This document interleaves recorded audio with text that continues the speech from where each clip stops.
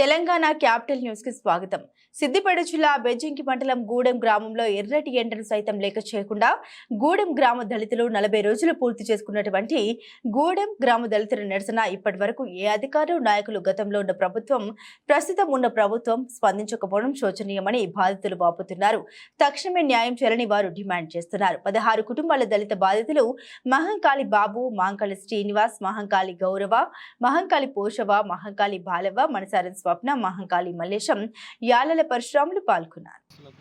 భూమి అనేది గత ప్రభుత్వం కేటాయించడం జరిగింది 3 ఎకరాల స్కీమ్ కింద. అయితే అప్పటి నుంచి ఇప్పటి వరకు దాంట్లో గ్రామసభ పెట్టకుండా ఒక భూమిని కేటాయించడం జరిగింది. అర్హులను ఎంపిక చేయకుండా మాకు అన్యాయం జరిగిందని చెప్పేసి అప్పటి నుంచి ఇప్పటి వరకు ఈ వినతి పేపర్లు అన్నీ కూడా ఇచ్చుకుంటూ రావడం జరిగింది. అప్పుడు ఉన్నటువంటి ప్రభుత్వం కూడా చాలా జోక్యం చేసింది మా విషయంలో. దళితుల పట్ల వివక్షత అనేది ఎక్కడ కూడా అది పోవడం లేదు. ఏ మార్గంగా చూసినా కూడా అధికారుల దగ్గర అయితేనేంటి, నాయకుల దగ్గర అయితేనేంటి వివక్షత అనేది చూపిస్తూ ఉన్నారు. గత ప్రభుత్వంలో మేము రసమై బాలకిషన్ గారు ఎమ్మెల్యేగా ఉన్నప్పటి సందర్భంలో ఆయనకి వెళ్ళి వినతి పత్రం మేము చేసుకున్నాము. అప్పుడు కూడా వారు కూడా జోప్యం చేశారు. మేము వెళ్ళి వినతి పత్రం ఇచ్చిన తర్వాత ఈ యొక్క పేపర్ అనేది అక్కడ 7గురికి భూమి వీళ్ళు అనర్హులుగా ప్రకటించి 7గురికి భూమి ఆప్ చేయించినారు. తర్వాత చూసుకుంటే మన జిల్లా కలెక్టర్ గారికి ఈ యొక్క వినతి పత్రం ఒకటి ఇవ్వడం జరిగింది. 2022లో 12వ తారీఖు 12వ నెలలో ఒక పేపర్ అనేది వినతి ఇవ్వడం జరిగింది. మా ఊర్లో అక్రమంగా ఇది వ్యవస్థ అనేది జరిగింది. అర్హులను కాకుండా అనర్హులకు ప్రకటించారని చెప్పేసి వినతి పత్రాలు ఇచ్చుకుంటూ వచ్చినాం. అలాగే మన బెజ్జంకి తహసీల్దార్ గారికి కూడా కూడా ఇవ్వడం జరిగింది. ఇది కూడా ఎప్పుడంటే 2012-12-22లో ఇవ్వడం జరిగింది. మేము 2017 నుంచి అప్పటి నుంచి ఇప్పటి వరకు ఇలాంటి వినతి పత్రాలు ఎన్నో పెట్టుకుంటూ వచ్చినాము. అయినప్పటికీ మాకు న్యాయం అనేది జరగడం లేదు.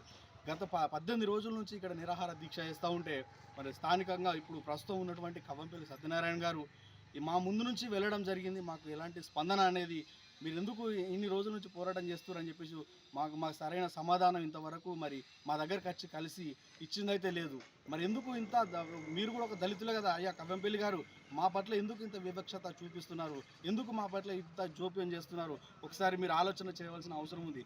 అధికారులకు ఎన్ని వినతి పత్రాలు పెట్టుకున్నప్పటికీ, ఎన్నిసార్లు తిరిగినప్పటికీ గత రెండు నెలల నుంచి మేము ప్రతి మన ఎంఆర్ఓ కానీ, కలెక్టర్ గారికి కానీ, ఆర్డీఓ కానీ ప్రతి ప్లేస్కి మేము వెళ్ళి వినతి పత్రాలు ఇవ్వడం జరిగింది. దళితులు వీళ్ళందరూ కూడా కూలి చేసుకుంటే బ్రతికేటువంటి పరిస్థితి, కూలి చేసుకుంటే వాళ్ళ పొట్ట నిండేటువంటి పరిస్థితి. గత 2 నెలల నుంచి మేము తీవ్రంగా దీని గురించి తిరుగుతూ ఉంటే ఇంతవరకు కూడా మీరు స్పందించలేరు. మీరు అధికారుల దగ్గరికి వచ్చినప్పటికీ స్పందిస్తలేరని చెప్పేసి మేము ఇక్కడ బెజ్జంకి మండల ఆఫీసులోని ఎంఆర్ఓ గారి ఆధ్వర్యంలో మేము ఇక్కడ నిరాహార దీక్ష కూర్చుని ఉన్నాం. ఇంతవరకు కూడా అధికారులు, ఇప్పుడున్నటువంటి అధికారులు అలాగే నాయకులు ఎందుకు ఈ ప్రభుత్వం మా పట్ల ఇంత వివక్షత చూపిస్తుందో మాకు అర్థం కావట్లేదు. అది మీకే వదిలేస్తున్నాము. దళితులను ఇంత చిన్న చూపు మీరు ఎందుకు చూస్తున్నారో మీకే వదిలేస్తున్నాము. దయచేసి ఇప్పటికైనా అయ్యా కవ్వంపల్లి సత్యనారాయణ గారు, మాకు మీ స్పందన కావాలి, మీ సమాధానం కావాలి. మీరు అలాగే పొన్నం ప్రభాకర్ గారు, మన మంత్రి గారు పొన్నం ప్రభాకర్ గారు కూడా మీ స్పందన అనేది మాకు తెలియజేయండి, మాకు సమాధానం చేయండి. ఎందుకంటే ఇప్పుడు ఎలక్షన్ అనేది దగ్గరకు వస్తూ ఉంది కాబట్టి దయచేసి మా యొక్క ఉద్యమాన్ని మీరు నీరుగార్చేటువంటి ప్రయత్నం చేయకండి. ఎందుకంటే గతంలో ఆల్రెడీ ఒక ప్రాణం అనేది పోయింది.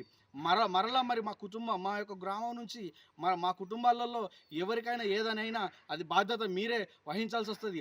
అప్పుడు రసమయ్య గారు ఇచ్చినటువంటి పేపర్ ఏదైతే ఉందో, ఆయన ఇచ్చినటువంటి ఆర్డర్ ఏదైతే ఉందో ఆ ప్రకారంగా భూములు ఆపకుండా ఎంఆర్ఓ గారు భూములను ఇష్యూ చేయడం జరిగింది. ఈ యొక్క ఇష్యూకు కారణం ఏంటి, ఎవరు ఎంత డబ్బులు తిన్నారో మాకు తెలియదు. మీరు ఏమైనా డబ్బులు తిన్నారా? ఎంఆర్ఓ గారు కానీ, కలెక్టర్ గారు కానీ, ఎమ్మెల్యే గారు కానీ ఎవరు డబ్బులు తిన్నారు? అందుకు మీరు ఎందుకు స్పందించడం లేదు? మా యొక్క గోడును ఎందుకు పట్టించుకోవడం లేదు? కాబట్టి మేము ఇంకా కూడా ఉద్యమాన్ని తీవ్రత చేయడానికి సిద్ధమవుతూ ఉన్నాం. మీరు ఇంత జోక్యం అనేది చేయకుండా, మీరు మా పట్ల వివక్షత అనేది చూపకుండా మాకు స్పందన తెలియజేయాలని మేము మనవి చేసుకుంటా ఉన్నాం. ఎందుకంటే ఒక్కొక్కరిని మీరు న్యాయం వైపు చూడండి, అన్యాయం వైపు కాదండి. డబ్బుకు లొంగకండి. డబ్బులు ఇచ్చేవారికి డబ్బులు లొంగడం కాదండి. ఖచ్చితంగా న్యాయపరంగా మేము పోరాటం చేస్తున్నాం. న్యాయం గెలుస్తుందని మేము నమ్మి విశ్వసిస్తున్నాం కాబట్టి మాకు సహకరించాలని మేము వేడుకుంటా ఉన్నాం. ఎన్ని వినతి పత్రాలు ఇచ్చినప్పటికీ మీ హృదయాలు ఎందుకు కదలడం లేదో ఈ గూడెం గ్రామ దళితుల పైన ఒకసారి మీరు ఆలోచన చేసుకోవాలని మిమ్మల్ని అందరినీ కోరుతూ జై భీమ్, జై భీమ్, జై భీమ్. ఫోటో చేతులు ఇప్పుడు పైకి.